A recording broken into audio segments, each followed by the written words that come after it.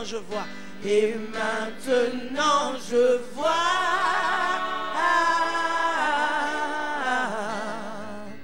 Je vois l'amour, la grâce dans tes yeux, donnant ta vie pour moi.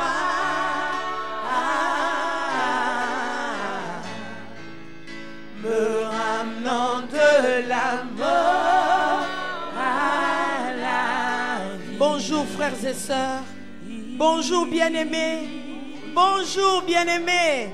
Bienvenue à la Nouvelle Jérusalem. Je vous prie de vous tenir debout ce matin. Saluez votre voisin de gauche et de droite avec joie. Alléluia. Dis-lui, le Seigneur est ici. Le Seigneur est ici, ne sois pas distrait. Le Seigneur est ici, ne sois pas distrait. Le Seigneur est ici, ne sois pas distrait. Alléluia, que tu ne retournes pas chez toi comme tu es venu. Merci Père Saint, merci. Élevons nos voix ce matin, bénissons le Seigneur. Élève ta voix ce jour, élève ta voix. Et salue la majesté divine qui est dans ce lieu. Alléluia, merci Seigneur pour ce jour encore que tu nous donnes pour bénir, célébrer et exalter ton nom. Tu es digne, ô notre Seigneur. Dans les cieux, sur la terre et sous la terre, il n'y a personne qui peut t'égaler. Nous t'adorons dans la Nouvelle Jérusalem. Nous t'adorons, Seigneur, au fond de notre cœur. Ce jour encore que ta lumière brille en nous et que nous puissions te célébrer en esprit et en vérité. Si toi, Seigneur, tu ne viens pas avec nous, Seigneur, nous sommes perdus. Alors, Seigneur, accompagne-nous dans ce temps de célébration. Saint-Esprit, accompagne-nous à exalter notre Rédempteur. Saint-Esprit, accompagne-nous, captive notre pensée pour que le règne du Seigneur encore vienne ce jour dans la Nouvelle Jérusalem. Merci, Seigneur. Alléluia. Hey!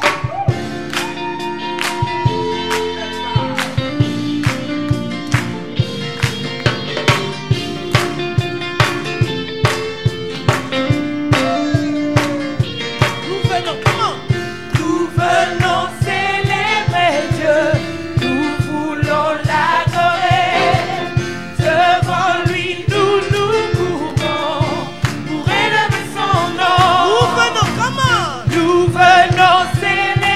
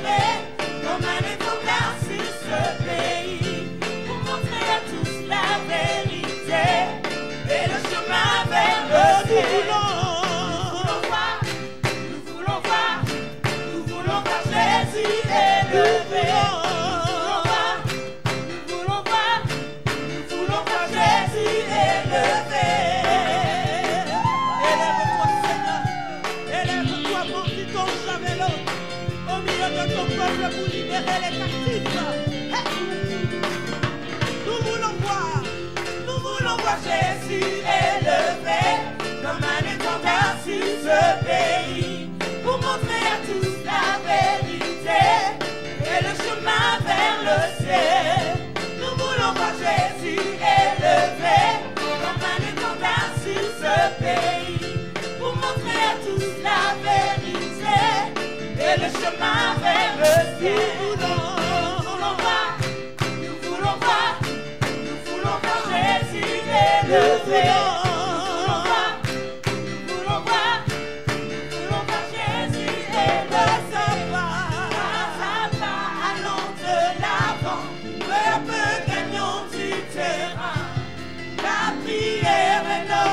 Puissance et du rail s'écroule à terre, à terre, à terre.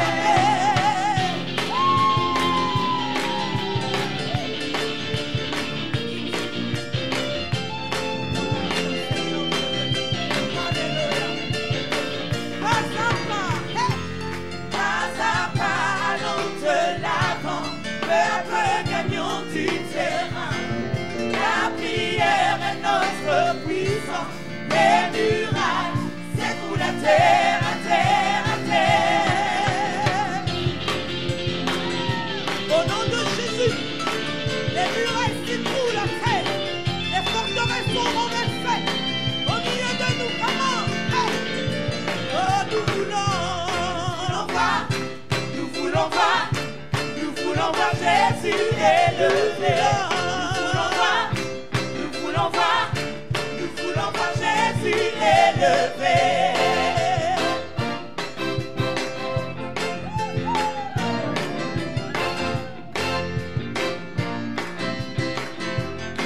Come on, celebrate my love. Celebrate Jesus, celebrate.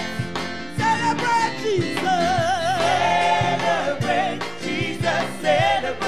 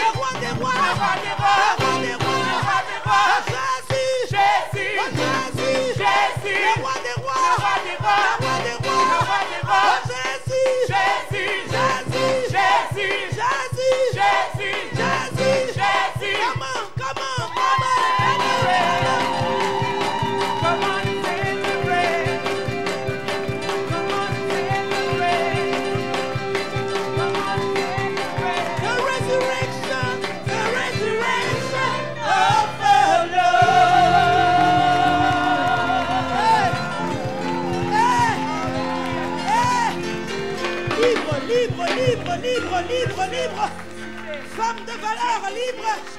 Femme de valeur, libre. Libre, libre, libre. Le ressuscité nous a franchis. Nous sommes libres, libres. Femme de valeur, exalte ton Rédempteur. Oh, alléluia. Exalte le ressuscité. Assis sur le trône. Il a la maîtrise de ces événements. Il est exalté, le roi est au-dessus des cieux. Je veux le louer. Il est élevé, à jamais exalté, et je loue son saint nom. Il est Seigneur. Il est Seigneur. Sa vérité régnera.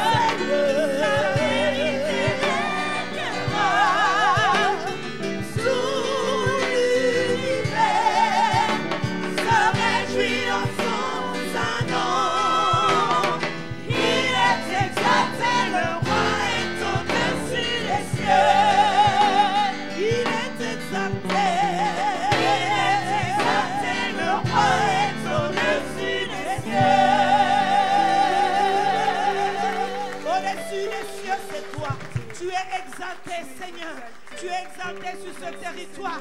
Nous déclarons ta grandeur et ton pouvoir. Seigneur, tu es celui qui voit toutes choses, même ceux qui sont faits dans le secret. Tu vois, Seigneur.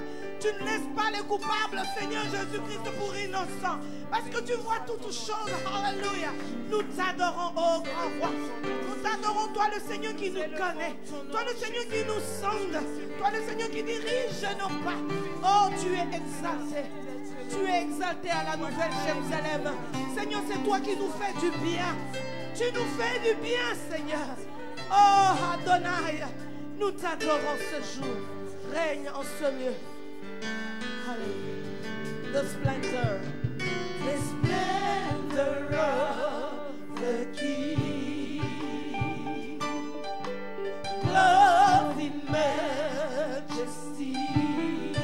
Let all the earth rejoice. Let all the earth rejoice. He wrapped himself in light, and darkness tried to hide, and triumph beside his voice.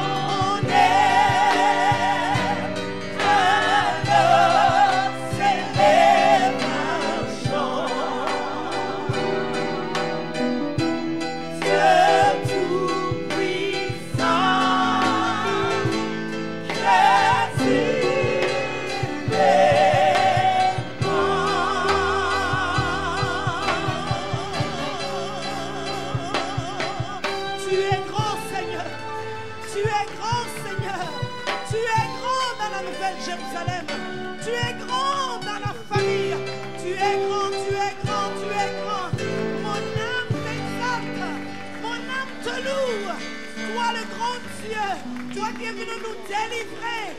Seigneur, tu es entré dans le lieu très saint et tu es venu déclarer, alléluia, notre libération.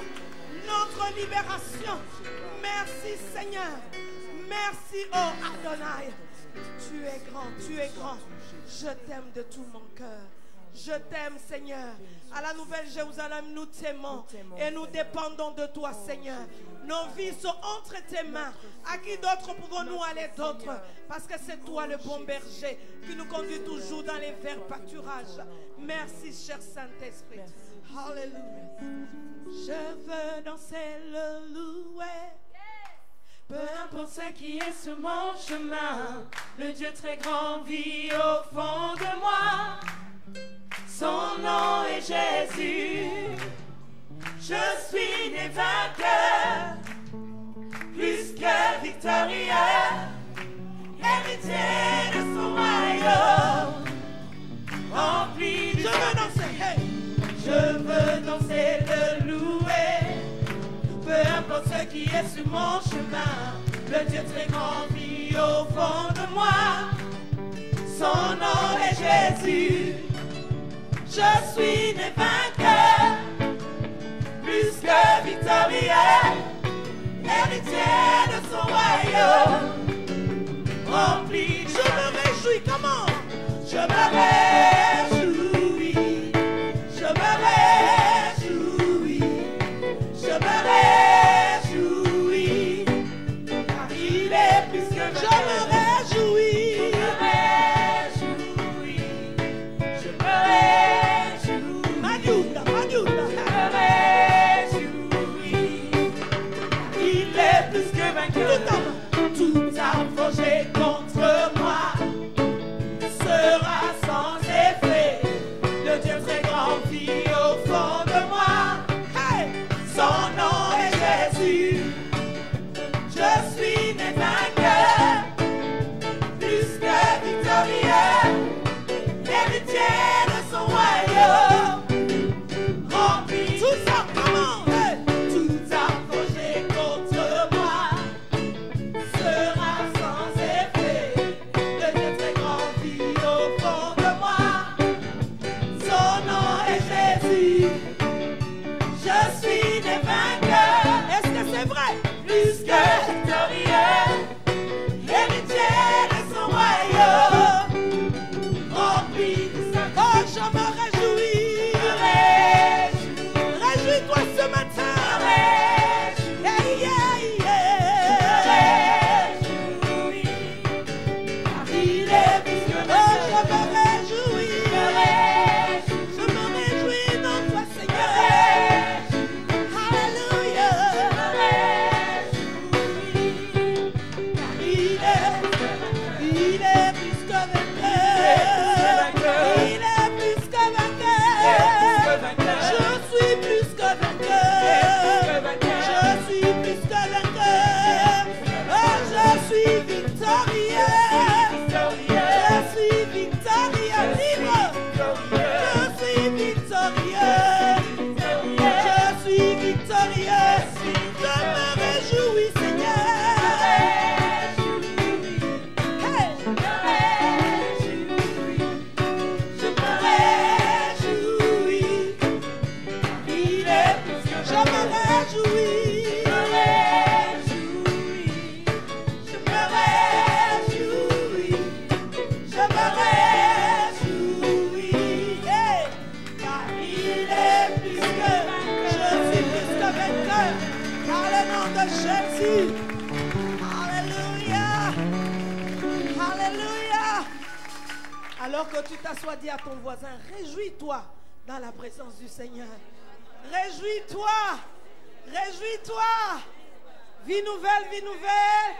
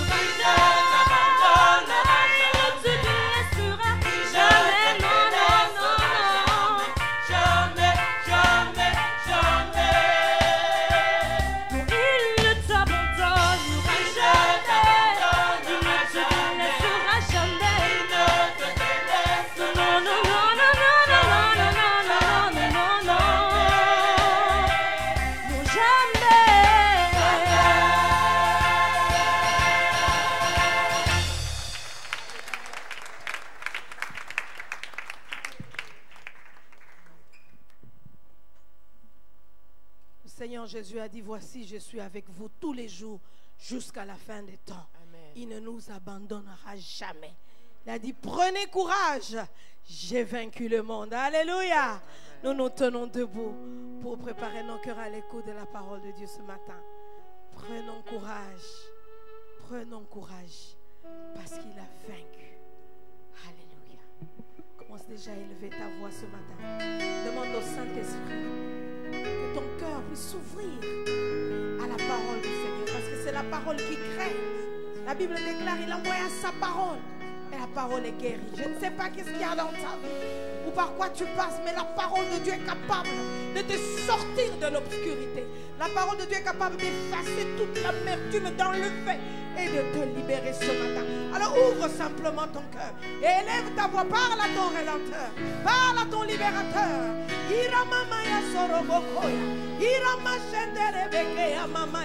Tu as triomphé pour moi. Tu as triomphé pour moi. Tu as triomphé pour la nouvelle Jérusalem. Tu as triomphé pour ma famille. Oui, plus jamais, les choses ne seront comme avant. Parce qu'Adonai, l'Éternel Dieu, les armées, l'Éternel Sabaoth est avec nous ce jour. Oh, nous te recevons encore, roi de gloire. Oui, que ta parole puisse faire ton entrée dans nos cœurs. Oui, nous acceptons ta parole ce matin. Oh, Rabba Shenderebekea. Oui, nous chassons toute distraction, nous chassons toute incrédulité, nous chassons tout faux semblant pour recevoir la vérité de la parole dans nos cœurs. Yeah. Oh, Rabba Baba Yaseta. Jésus, Jésus, viens. Alléluia. Merci Seigneur. Yeah.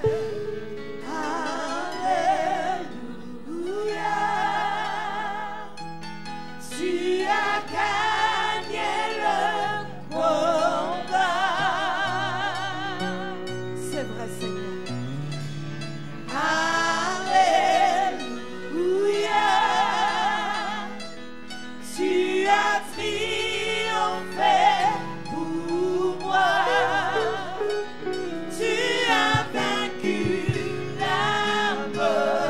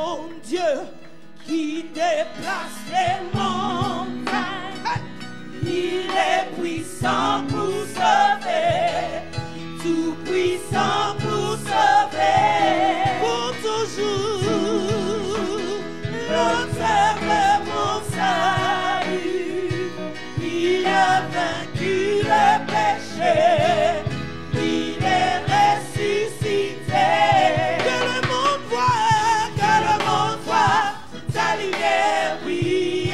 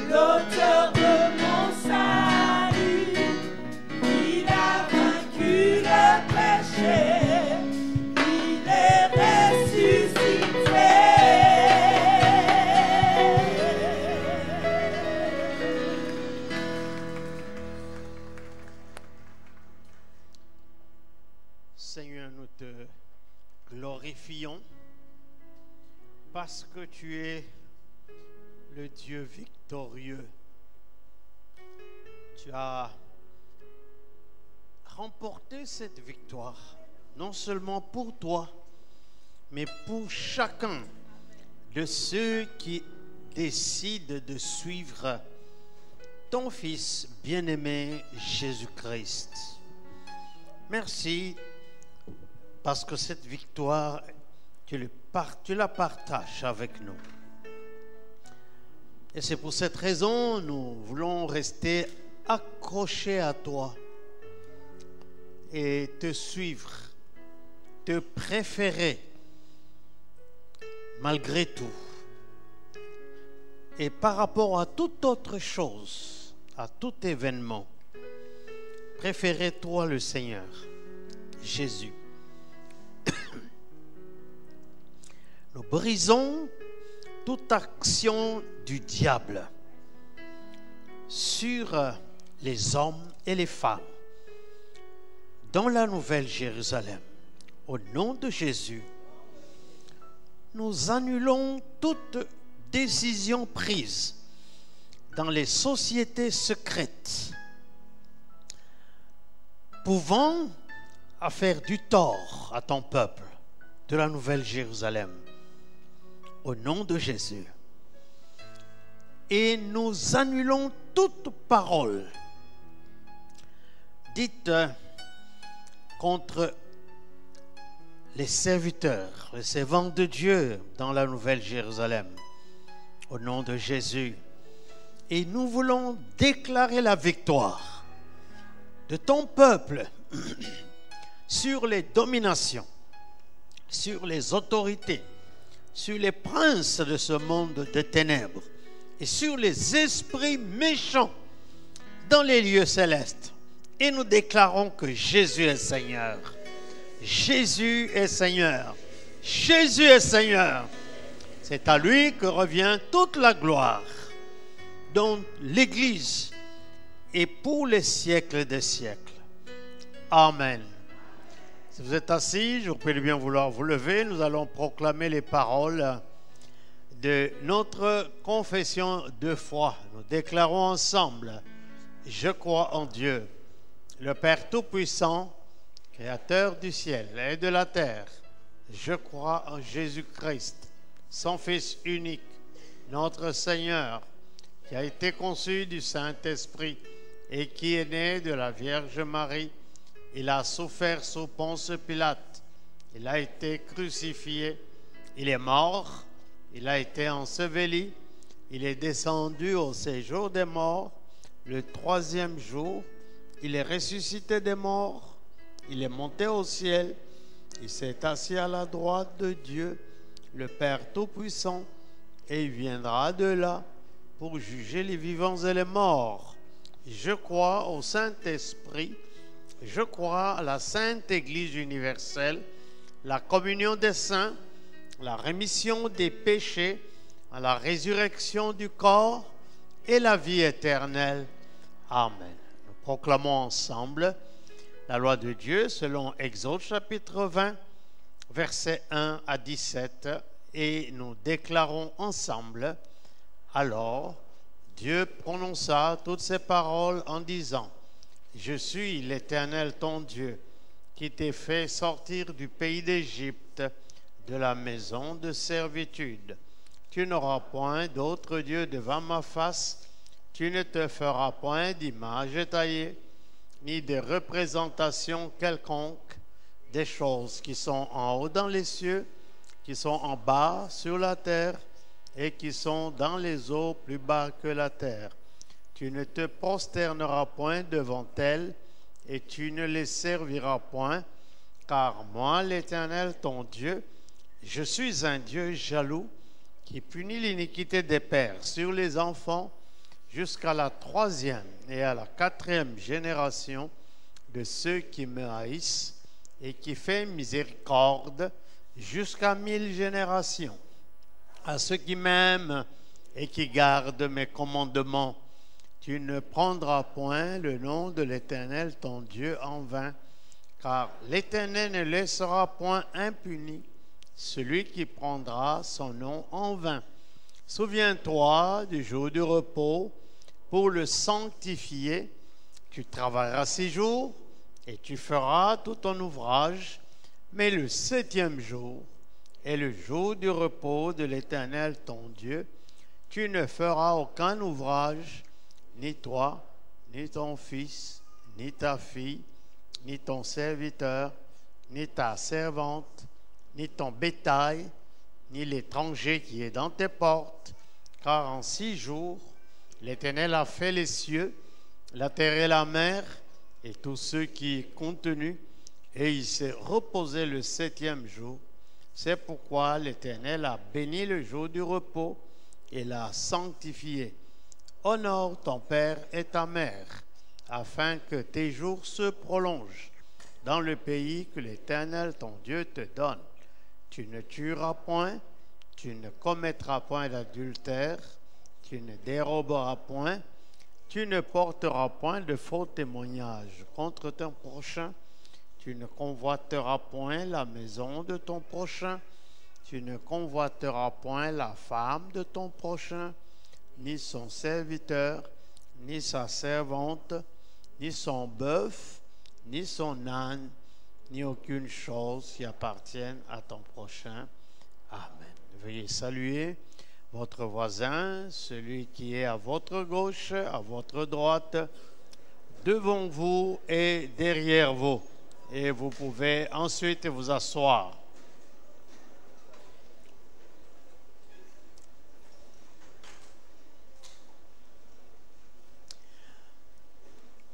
Bonjour à tous.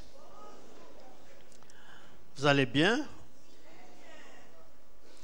Malgré le froid qui revient, il faut tenir bon. Amen.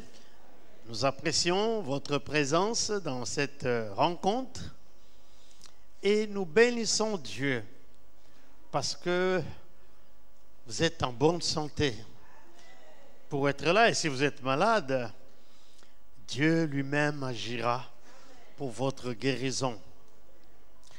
Notre texte d'aujourd'hui est tiré de l'Épître aux Hébreux, au chapitre 11. Nous lirons les versets 23, Hébreux 11, 23 à 29. C'est un texte un peu long, mais ça vaut la peine. Hébreux 11, 23 à 29. Alors, nous allons lire cela ensemble à haute voix. Bien redressez-vous et nous lisons ensemble ce texte. 1, 2, 3. C'est par la foi que Moïse, à sa naissance, fut caché pendant 3 mois par ses parents, parce qu'ils virent que l'enfant était beau et qu'ils ne craignirent pas l'ordre du roi. C'est par la foi que Moïse, devenu grand, refusa d'être appelé fils de la fille de Pharaon. Il préféra être maltraité avec le peuple de Dieu que d'avoir pour un temps la jouissance du péché. Il regarda l'opprobre de Christ comme une richesse plus grande que les trésors de l'Égypte, car il avait les yeux fixés sur la rémunération. C'est par la foi qu'il quitta l'Égypte, sans être effrayé de la colère du roi, car il se montra ferme, comme voyant celui qui est invisible. C'est par la foi qu'il immola la Pâque et fit l'aspersion du sang, afin que l'exterminateur ne touche pas au premier-né des Israélites. C'est par la foi qu'ils traversèrent la mer Rouge, tandis que les Égyptiens qui tentèrent de passer furent engloutis. Amen. Nous touchons ici un passage important pour nous, qui nous parle de la réalité de la foi, qui nous parle de la foi de Moïse. Alors, ça commence par le verset 23, que à sa naissance, ce Moïse, qui est devenu un grand leader des Juifs, il fut caché pendant 3 mois. Pourquoi? Parce que à cette époque, le roi de l'Égypte avait proclamé une loi pour tuer tous les garçons qui naîtraient dans les familles des Hébreux. Vous savez, il y a des périodes qui ne sont pas propices pour naître, parce qu'il existe des lois iniques, des lois de méchanceté qui sont promulguées contre les uns et les autres. Nous pouvons dire que Moïse n'avait pas beaucoup de chance à sa naissance, parce que tous les garçons qui naissaient, en ce moment-là, il y avait une loi qui les condamnait avant leur naissance. Alors, Moïse, heureusement, n'a pas suivi cette loi. Pourquoi? À cause de l'exercice de la foi de ses parents. Ses parents ont utilisé le programme de la foi de Dieu, de la foi en Dieu. C'est très important, nous parents, de protéger nos enfants par la foi, par la loi de la foi, par le principe de la foi. Les enfants sont sous notre responsabilité et c'est la raison pour laquelle dans nos églises, lorsque un couple croyant, des croyants, ils ont un enfant, on le présente à Dieu pour que Dieu non seulement le protège, mais pour que ce couple s'engage à couvrir ce nouveau bébé par la foi en Dieu. Votre foi, monsieur, madame, est très importante pour le futur de vos enfants. Il y a des gens qui, qui s'amusent à cause de leur foi ou par rapport à leur foi, et ils ne savent pas que par leur foi, ils peuvent sauver leurs propres enfants ou leur famille. Et c'est ce qui s'est passé avec Moïse. Il est dit, c'est par la foi que Moïse, à sa naissance, il fut caché pendant 3 mois par ses parents, parce qu'ils virent que l'enfant était beau et qu'ils ne craignirent pas l'ordre du roi.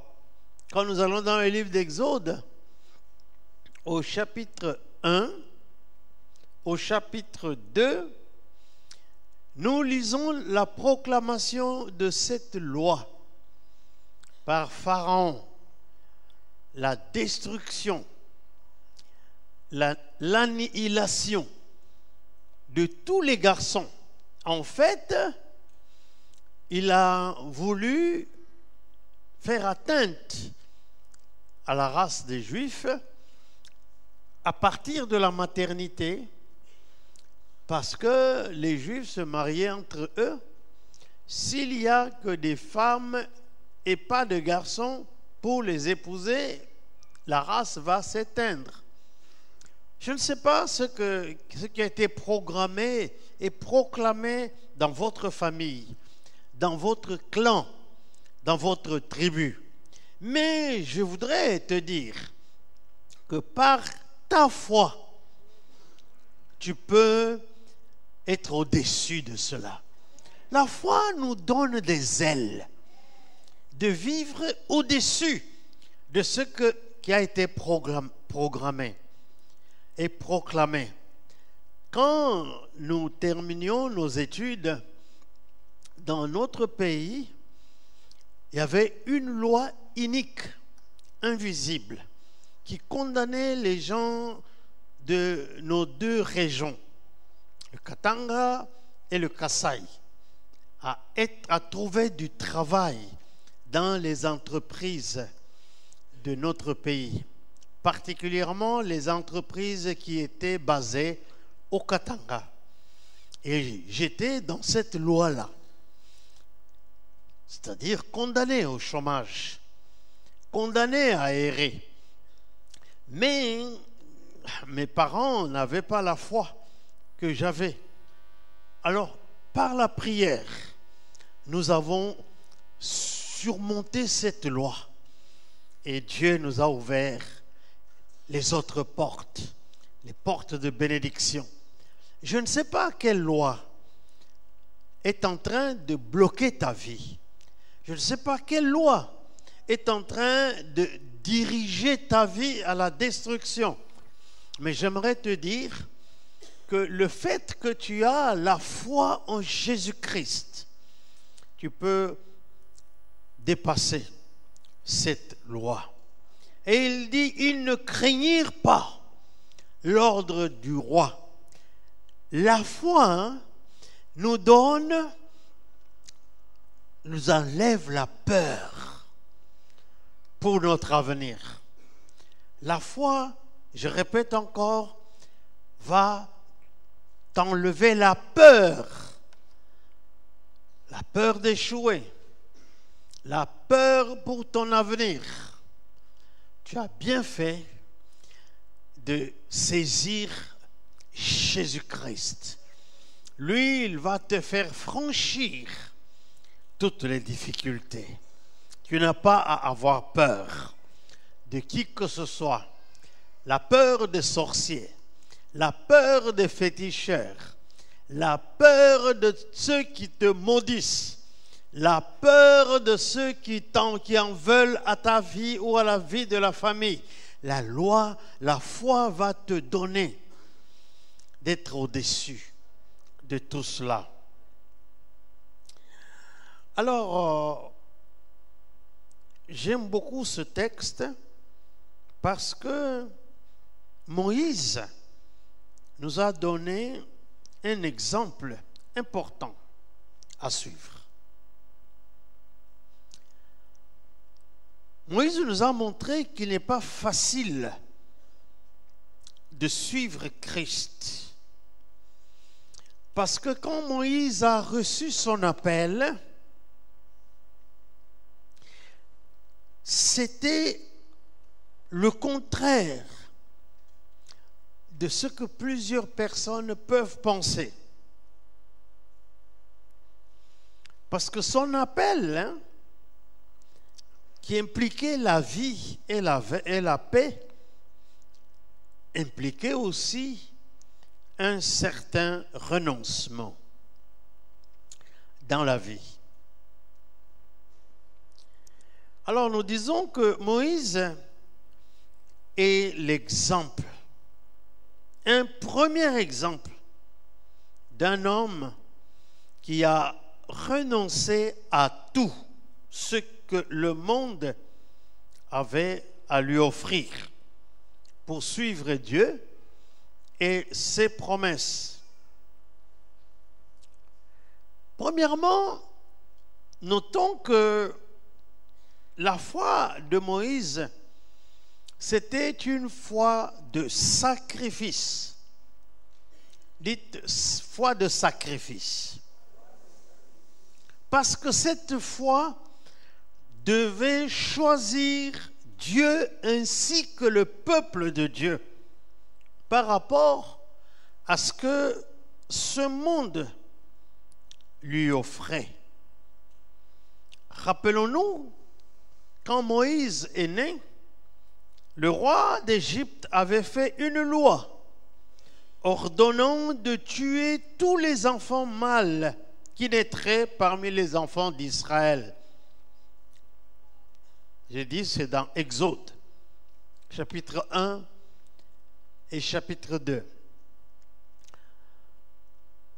Donc, le départ de Moïse, le début de Moïse, était un début compliqué. Parce que, de par sa naissance, il était condamné. Et c'est ça que notre Église a combattu depuis ses débuts.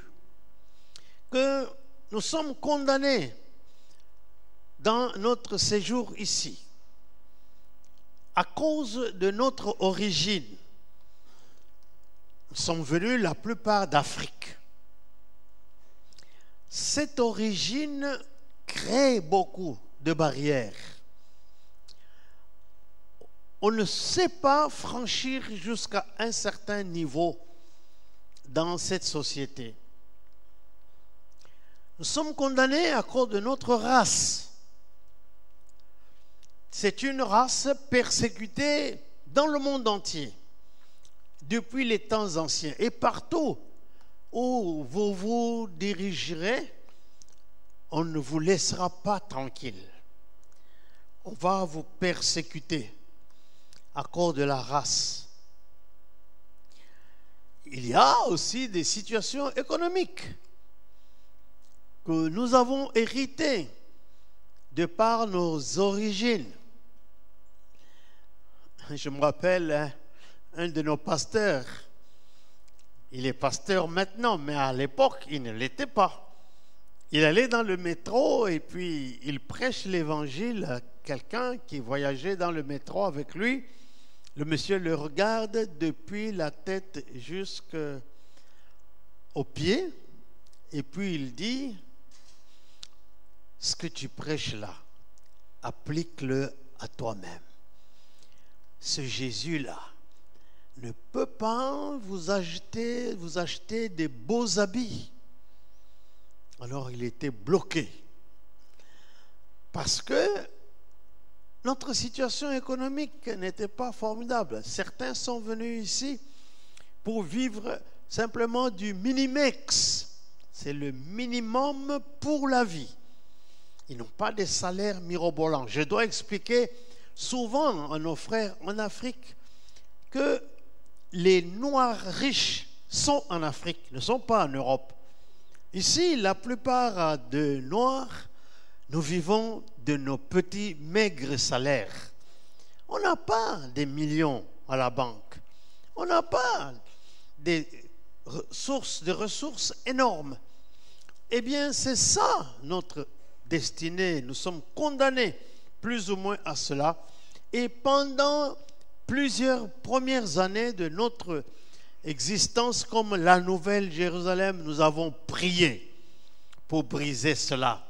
Les anciens se rappellent que dans nos prières, nous brisions le plafond de verre, c'est-à-dire tous ceux qui nous bloquent à cause de notre origine. Aujourd'hui, nous avons des enfants de cette Église qui jouent des rôles importants dans cette société. Des enfants de l'Église qui sont dans des communes et qui peuvent marier les autres. C'était impensable dans les années qu'on venait d'arriver ici. C'est-à-dire que nous avons bravé et brisé le plafond de verre, mesdames, messieurs, est tombé. Ça n'existe plus pour nous. Regardez les fonctions que vous avez. C'est des fonctions que vous ne pouviez pas exercer dans les années que nous sommes arrivés dans ce pays.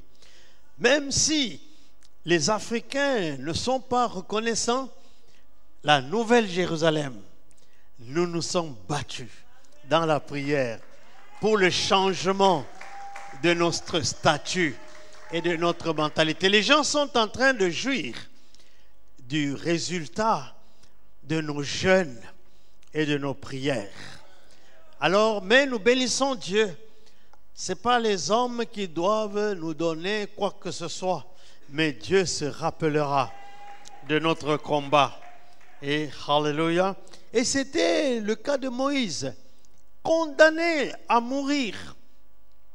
Mais par la foi de ses parents, la foi, ils ont transmis cette foi jusqu'à Moïse, qui était une foi de sacrifice, une foi qui a choisi Dieu, ainsi que le peuple de Dieu. N'oubliez pas que Israël était en captivité en Égypte. C'était un petit peuple, c'était des pauvres, des esclaves, mais ils avaient comme espérance un grand Dieu, un Dieu vivant. Puis-je te dire que là où tu as un grand Dieu qui est au-dessus de tout, qui peut faire beaucoup de choses pour toi, des choses auxquelles personne ne peut s'attendre.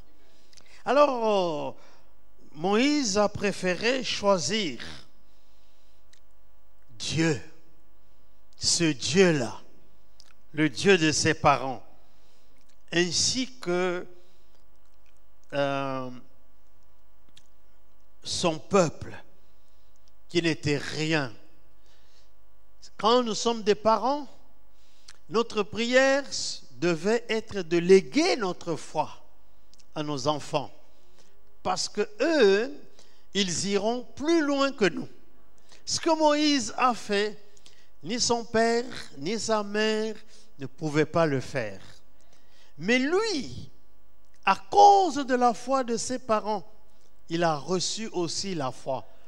Je ne sais pas comment il a reçu cette foi, mais en tout cas, quand il a été ramassé par la fille de Pharaon a donné la responsabilité à la mère de Moïse d'élever cet enfant pour elle.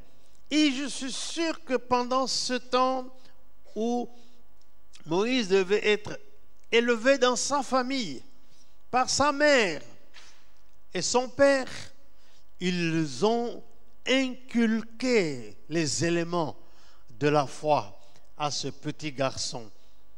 Et il n'a pas oublié cela. Il a grandi avec cela.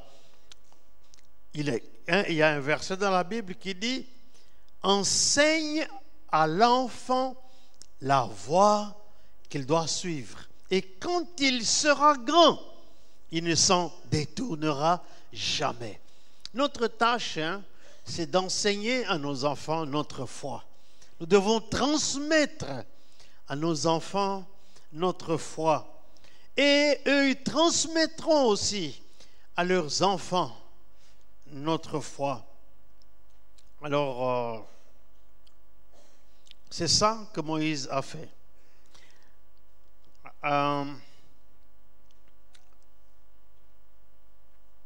Donc, les parents de Moïse ont eu la foi en Dieu pour, entre guillemets, jeter ce bébé sur l'eau. Qu'est-ce qu'ils croyaient? Eh bien, ils s'attendaient à la protection de Dieu. Ils savaient que leur foi ne va pas les abandonner.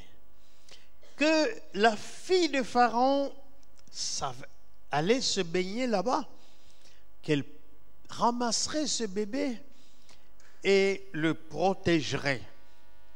Dieu, cela s'appelle aussi en termes normaux la providence. C'est-à-dire Dieu qui entoure ta vie, qui protège ta vie et qui va diriger ta vie. pour des bénédictions auxquelles tu ne pouvais pas t'attendre. Est-ce que les parents de Moïse savaient que leur fils, qui ne sera pas tué, va être élevé dans le palais royal? Et c'est ce qui est arrivé à Moïse. Il a été élevé dans le palais royal. La tradition juive dit que la fille de Pharaon était l'unique enfant de ce Pharaon et qu'elle-même n'avait pas d'enfant. Donc c'était ça la chance de Moïse, d'être élevé par une maman, fille unique de Pharaon, et elle aussi s'attendant à avoir d'une manière ou d'une autre cet enfant. En fait, l'adoption. C'est ça que nous apprenons quand nous vivons ici. L'enfant adopté, il prend et le nom et l'actif et le passif de ses parents adoptifs.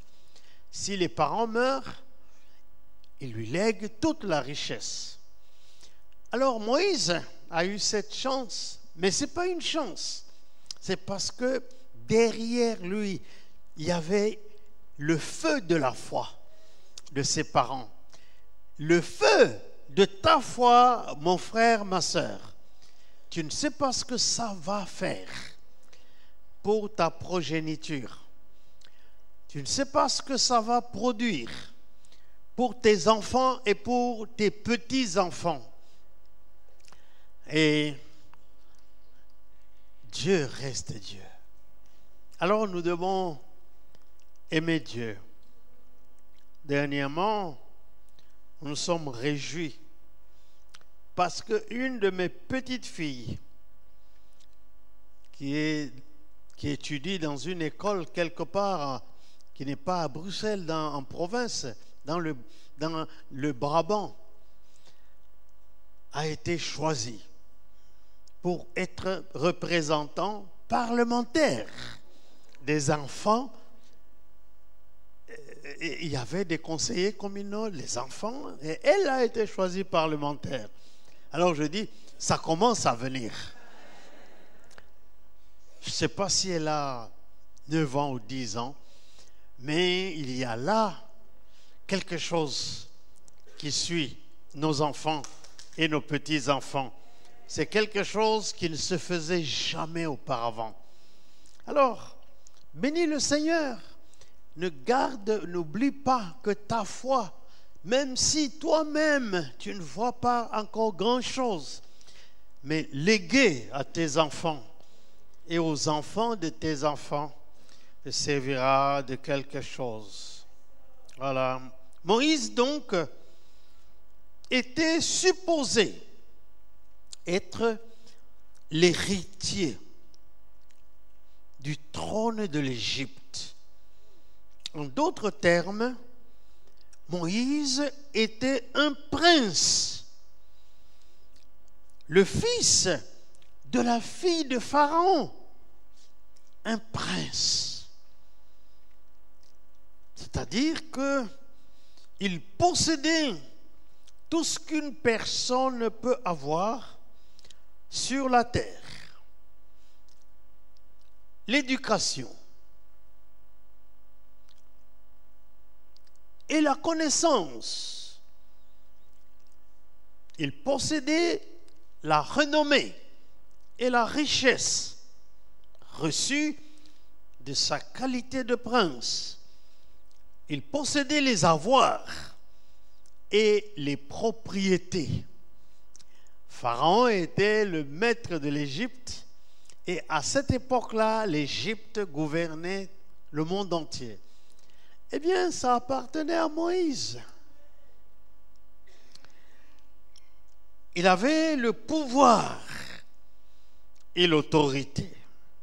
Il avait des titres et des fonctions. Il avait la responsabilité. Et dans le chez-soi, il y avait l'amour de la fille de Pharaon qui l'entourait. Parce que la tradition juive disait que la fille de Pharaon n'avait pas d'autre enfant que Moïse. Pharaon n'avait pas non plus d'autres petits-enfants que Moïse. Donc tout l'amour de la cour de Pharaon était autour de Moïse. Mais Moïse, devenu grand, nous dit la Bible, a renoncé à tout cela. Il a sacrifié toutes ces choses. Vous savez pourquoi? Pour Dieu et pour les promesses de Dieu.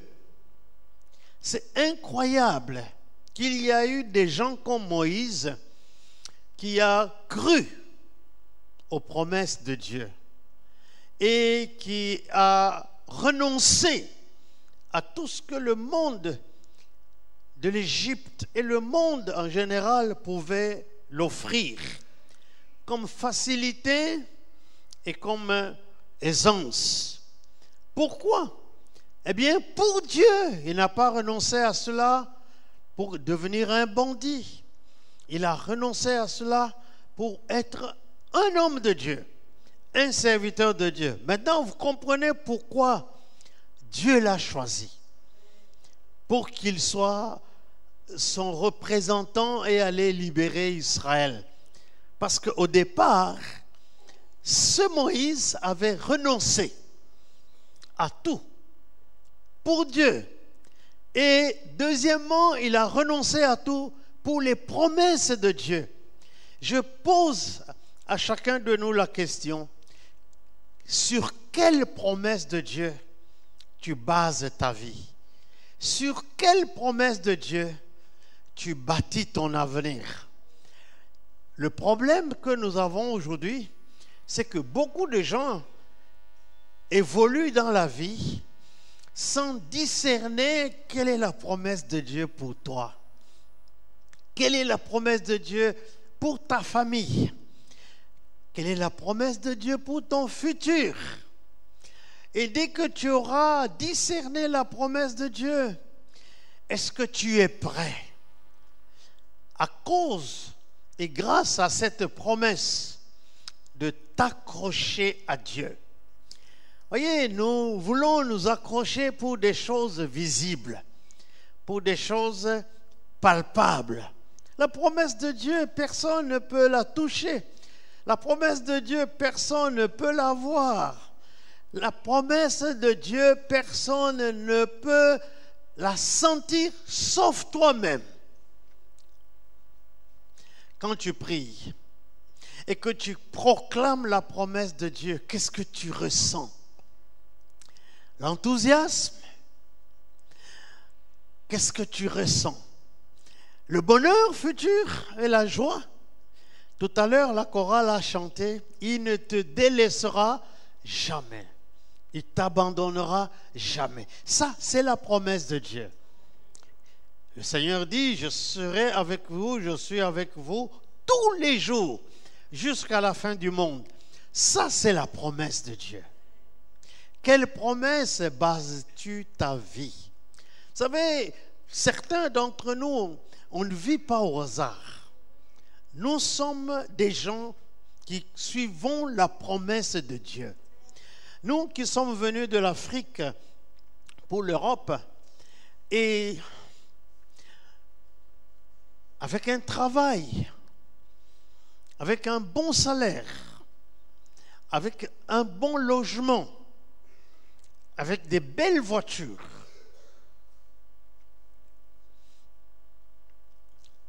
Ces choses ne doivent pas remplacer la promesse de Dieu. Quand le temps arrive, la chose primordiale, importante, c'est de découvrir quelle est la promesse de Dieu pour mon futur et pour mes enfants. Il y a un futur.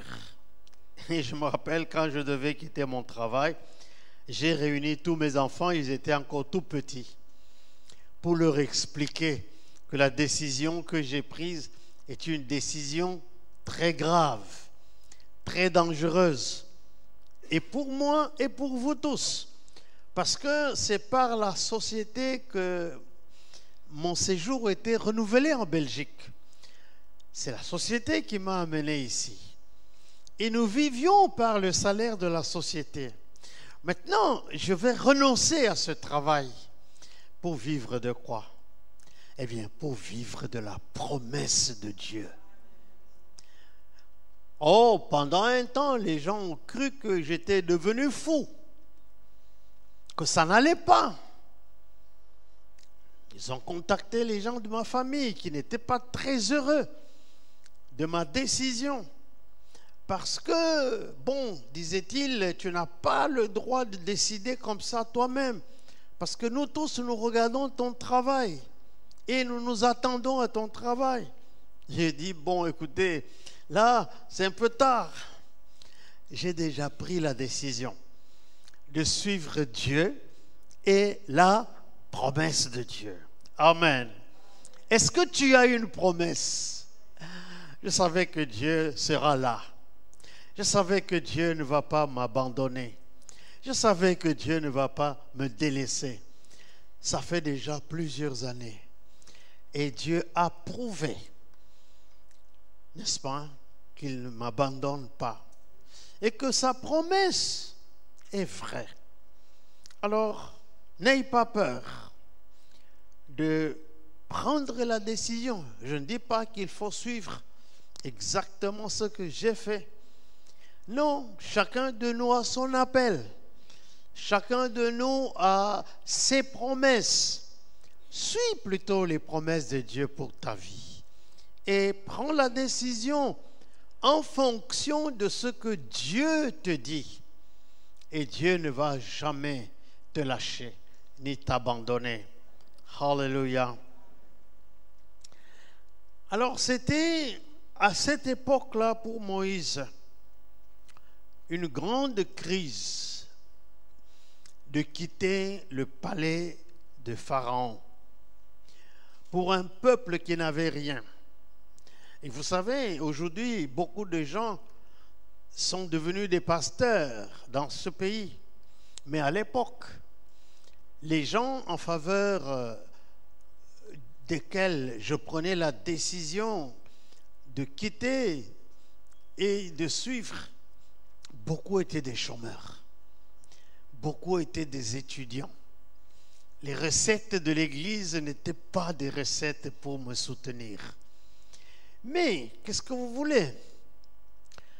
C'était le moment pour moi, le moment important de suivre Dieu, de continuer à suivre Dieu.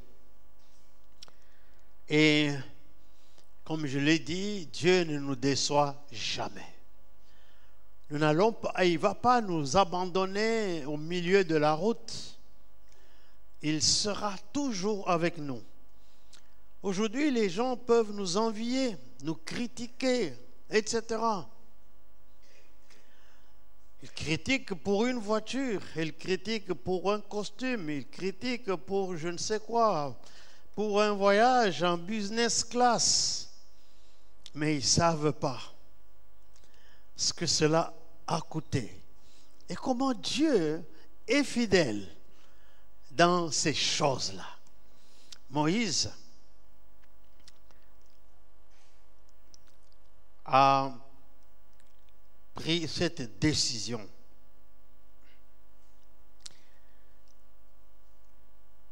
Moïse, ainsi, devait être là, derrière la chose sans importance.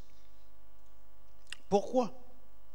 Parce que son peuple était maltraité.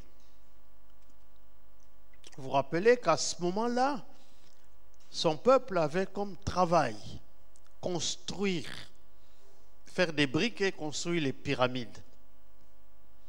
Et quand Moïse a décidé d'aller par l'entremise de Dieu voir Pharaon et lui dire « Laisse aller mon peuple », Pharaon a dit, ce sont des paresseux.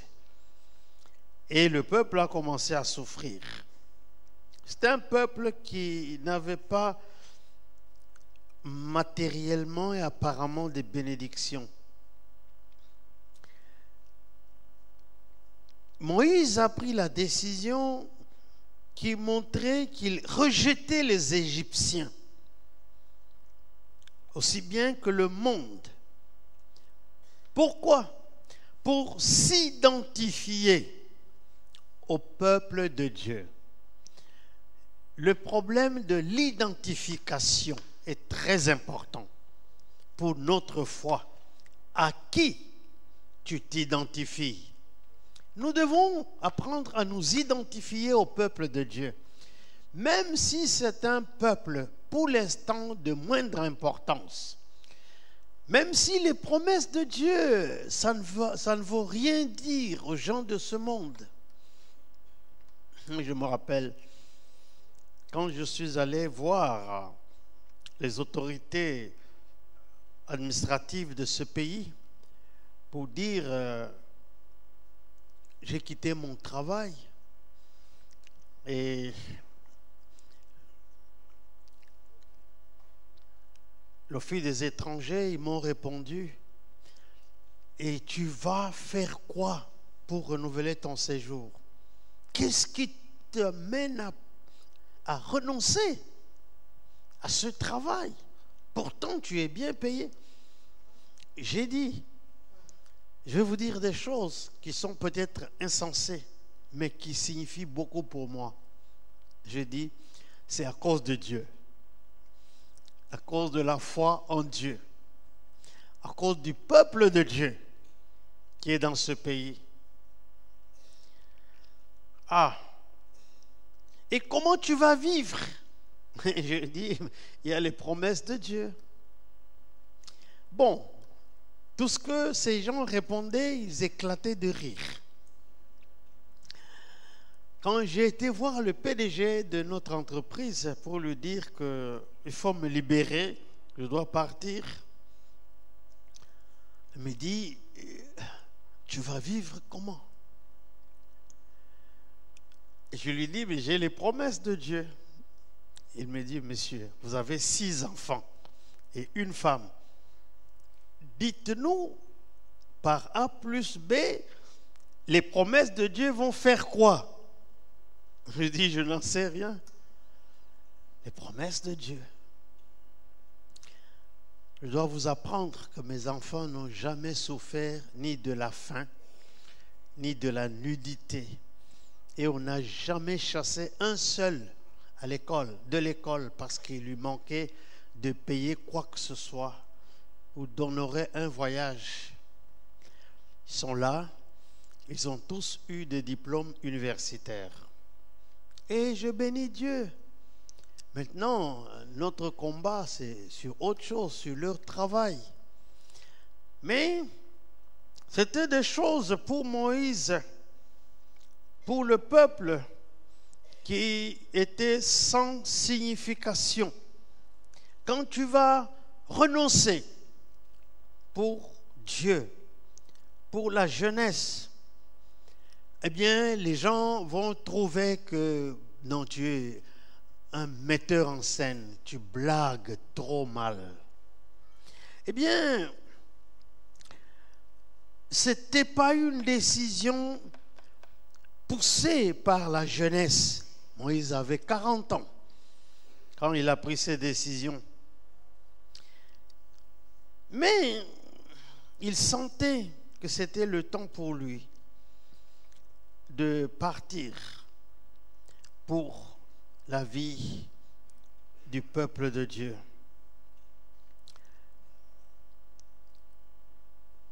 Il y a un commentateur d'un livre qui s'appelle L'explicatif du Testament grec,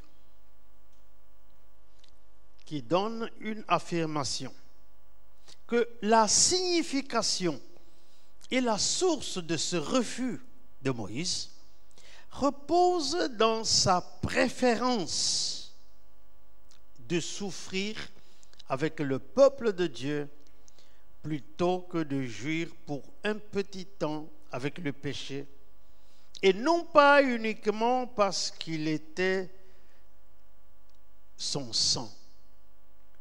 Une préférence. Voyez, si tu n'arrives pas à mettre la préférence entre les choses de Dieu et les choses du monde, je suis sûr que tu n'iras pas loin. Tous ceux qui ont préféré, comme Moïse, les choses de Dieu par rapport aux choses du monde, Dieu les a propulsés. 40 ans, Dieu s'est manifesté à lui.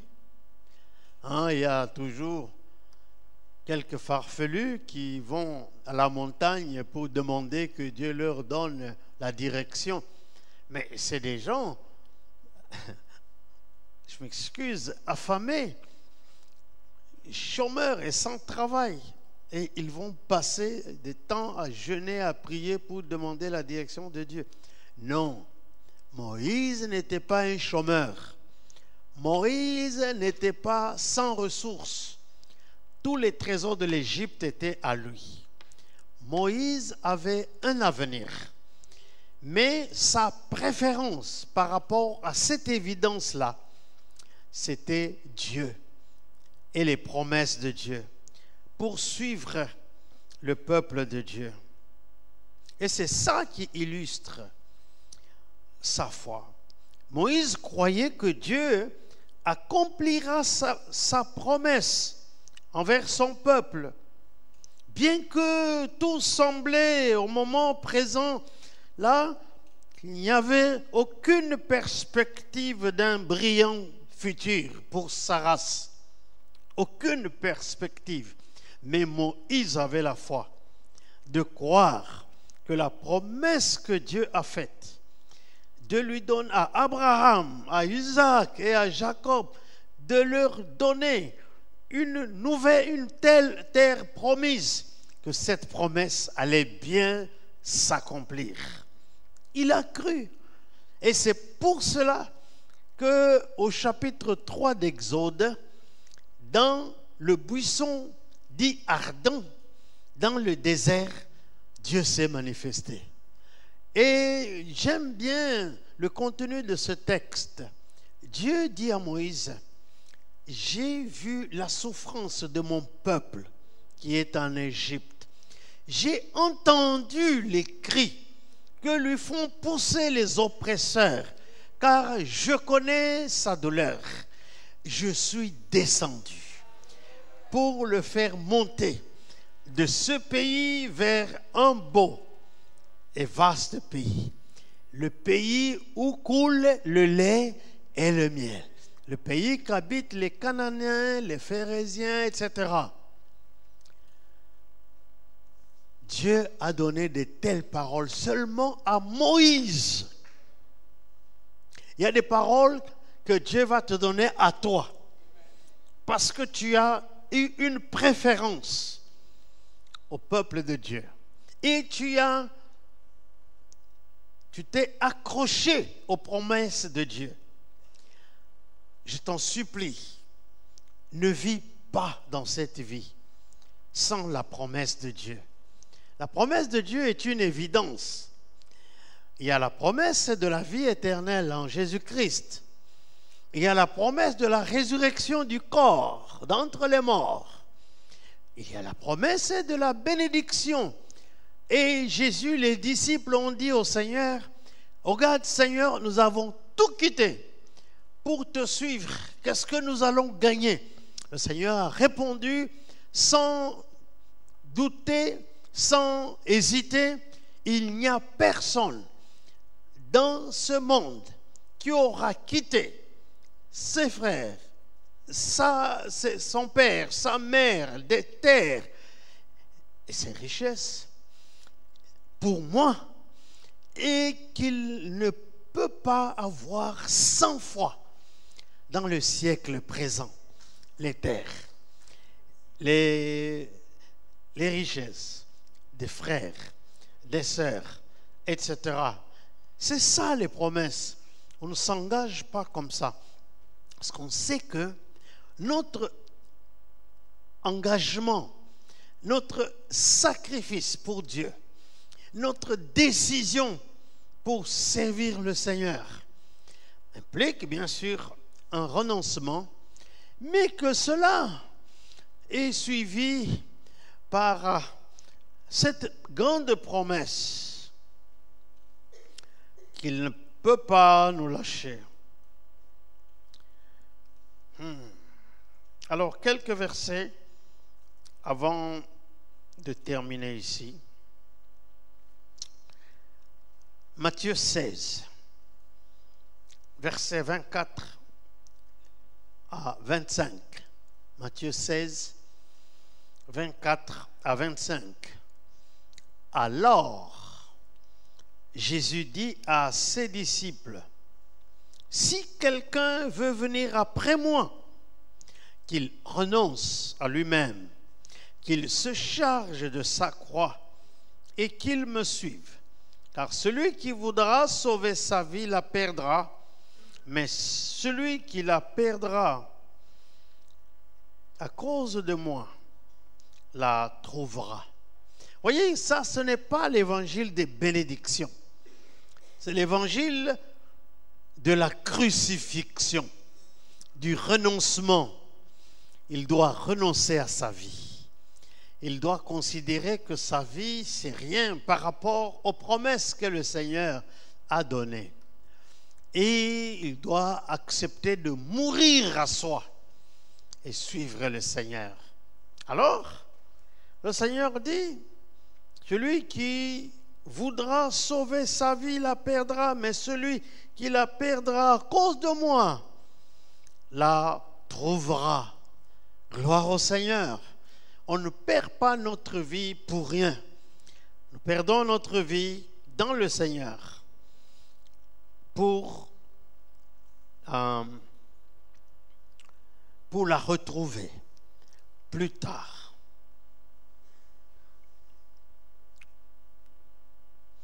Donc, j'aime beaucoup ce texte de Moïse, de la foi de Moïse. En fait, c'est ça le titre de notre message, la foi de Moïse. La foi de Moïse. Moïse, avant d'être le leader du peuple, il a manifesté une foi indéniable envers Dieu et envers le peuple de Dieu. Il y a une démonstration de la foi que nous sommes appelés à faire. Quelle foi tu vas montrer au monde à cause de ton engagement avec Dieu, à cause de l'esprit de sacrifice avec Dieu. Alors quand tu prends cette décision, tu fermes tes oreilles parce que Dieu va agir. Dieu va t'introduire dans ton Canaan. Et ce n'est pas pour rien que Dieu a pris Moïse pour aller délivrer Israël et l'amener jusque dans la terre promise.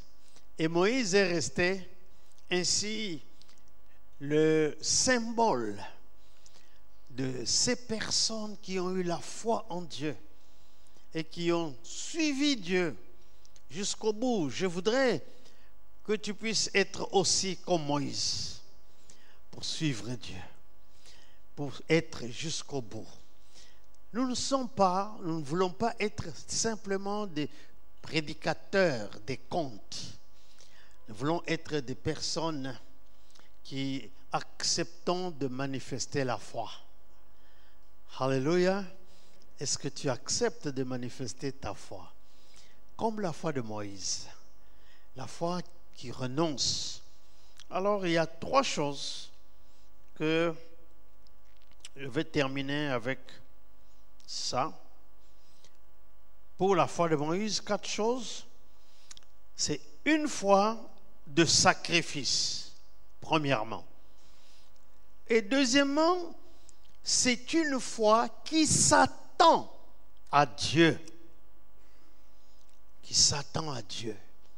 Non pas aux hommes, mais à Dieu. Et je te garantis que Dieu va honorer ta foi. Et troisième chose, c'est une foi endurant. Une fois, il a courageusement posé ses regards à Dieu au lieu de regarder un homme. Et quatrièmement, c'est une foi qui sauve. C'est cette foi qu'il a sauvé devant Pharaon. Pharaon voulait démontrer qu'il était fort. Mais Moïse a eu la foi qu'il a sauvé. Alors, je m'excuse, il faut que je lise ce texte d'Hébreux chapitre 6. C'est un de mes textes favoris dans la Bible parce que c'est par ce texte que Dieu m'a fortifié au moment de la détresse. Hébreux chapitre 6. Peut-être que vous le connaissez par cœur. Je l'ai déjà lu et relu dans cette assemblée plusieurs fois. Mais ça me tient au cœur. Hébreux 6, versets 9 et les suivants. L'écrivain aux Hébreux dit ceci: quoique nous parlions ainsi, bien-aimés, nous attendons pour ceux qui vous concernent des choses meilleures et favorables au salut. Verset 10. Car Dieu n'est pas injuste pour oublier votre travail et l'amour que vous avez montré pour son nom, ayant rendu et rendant encore des services aux saints. Verset 11. Nous désirons que chacun de vous montre le même zèle pour conserver jusqu'à la fin l'espérance, même si la vie chrétienne, l'engagement, la consécration et la foi deviennent dures. Nous devons garder cela, dur comme du fer, en sorte que, verset 12, vous ne vous relâchez point et que vous imitiez ceux qui par la foi et la persévérance héritent des promesses. Est-ce que tu sais qu'il y a des promesses qui attendent que ta foi puisse les saisir et que tu puisses vivre par ces promesses? Alors, verset 13, lorsque Dieu fit la promesse à Abraham, ne pouvant jurer par un plus grand que lui, il jura par lui-même et dit: certainement, je te bénirai et je multiplierai ta postérité. Et c'est ainsi qu'Abraham, ayant persévéré, obtint ce qui lui avait été promis. Or, les hommes jurent par celui qui est plus grand qu'eux, et le serment est une garantie qui met fin à tous leurs différends. C'est pourquoi Dieu, voulant montrer aux héritiers de la promesse l'immuabilité de sa résolution, il intervient par un serment, afin que par deux choses immuables, dans lesquelles il est impossible que Dieu mente, nous puissions trouver un puissant encouragement, nous dont le seul refuge a été de saisir l'espérance qui nous était proposée. Écoute, Moïse, il avait quelle promesse? Il avait la vieille promesse que Dieu avait donnée à Abraham, à Isaac et à Jacob et à Israël. Il a découvert cette promesse et il s'est cramponné à cette promesse-là. Et la Bible déclare qu'il est impossible que Dieu puisse mentir. Quand Dieu a fait la promesse, il ne mentira pas. Tiens bon, tiens ferme. Dieu accomplira la promesse vis-à-vis de toi. Et tu vas dire dans ce monde des vivants que mon Dieu est vrai. Mon Dieu est fidèle. Il ne te délaissera pas. Il ne t'abandonnera pas. Il te fera traverser tout jusqu'à ce que tu puisses voir la réalisation de sa promesse. Amen.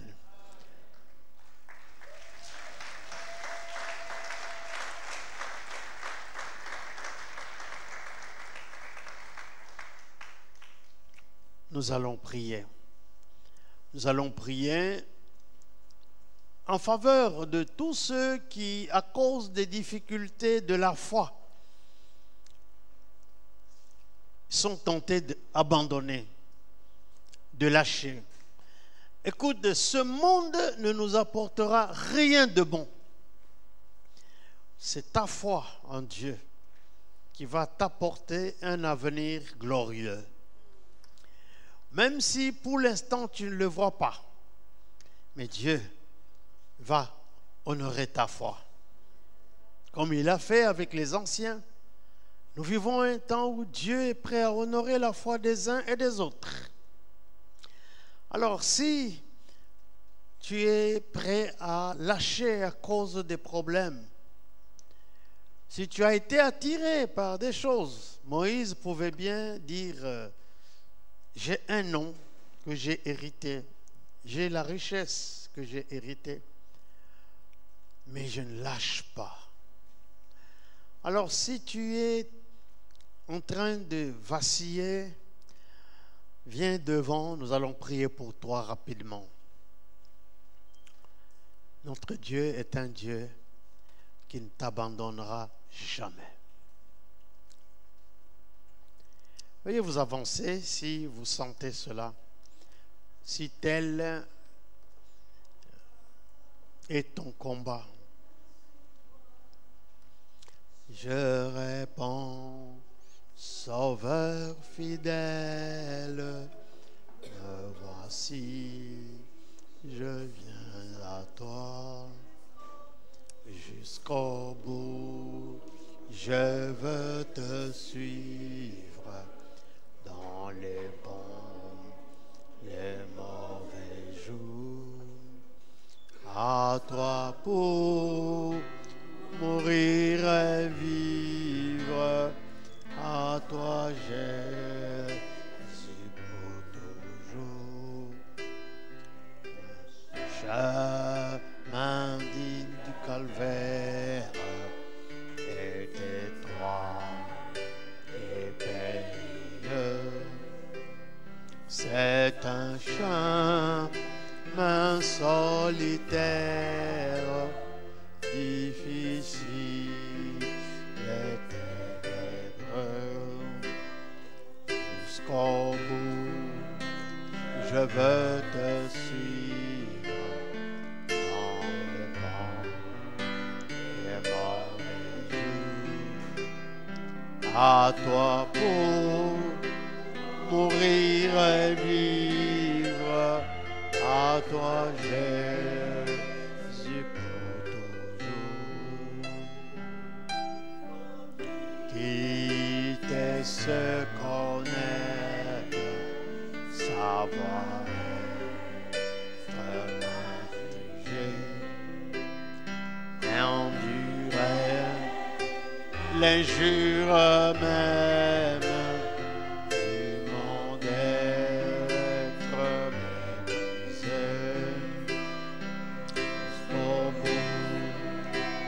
Je veux te suivre dans le bon et mauvais jours. À toi pour mourir et vivre, à toi Jésus pour toujours. Sa propre vie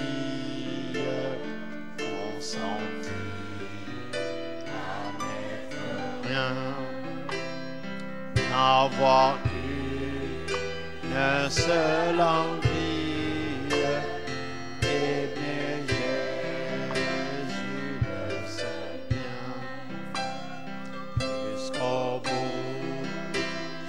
veux te suivre dans les bras de Jésus. À toi pour mourir et vivre, à toi Jésus pour toujours. Nous allons prier. Si vous hésitez encore, je vais vous laisser un peu de temps pour venir joindre ceux qui ont pris cet engagement. Ce n'est pas tard. C'est un engagement pour notre vie, pour le bien de notre vie. Dieu ne te décevra jamais. Il ne te décevra jamais. Ceux qui l'ont suivi n'ont jamais été déçus. Alors, ça ne sera pas le cas pour toi non plus. Alors, nous allons nous incliner dans la prière. Seigneur notre Dieu, nous te prions en faveur de ton peuple qui a décidé de choisir la foi de Moïse. C'est une foi qui renonce à tout pour Dieu et pour les promesses de Dieu. Parce que le futur est brillant. Qu'est-ce que Moïse pouvait espérer simplement d'être le prince des Égyptiens? Mais il est devenu un personnage très populaire en Égypte et avec Israël. Et tu l'as honoré. Tu lui as donné des miracles à accomplir et tu lui as donné de persévérer, et nous lisons à son sujet jusqu'aujourd'hui. Seigneur, que tu aides chacun de mes frères et de mes sœurs ici à persévérer, à tenir bon jusqu'au bout, et que nous puissions te suivre, que nous puissions combattre en dépit et malgré tout, et avoir la victoire et recevoir la réalisation de ta promesse, car nous croyons que ta promesse est pour nous, pour nos enfants et pour ceux qui, en aussi grand nombre, viendront se joindre à cette foi de Jésus. Je te bénis, Seigneur. Je te donne toute la gloire. Que ton Saint-Esprit donne la force et fortifie ton peuple ainsi devant, au nom de Jésus. Amen. Veuillez retourner à votre place. Que Dieu soit béni.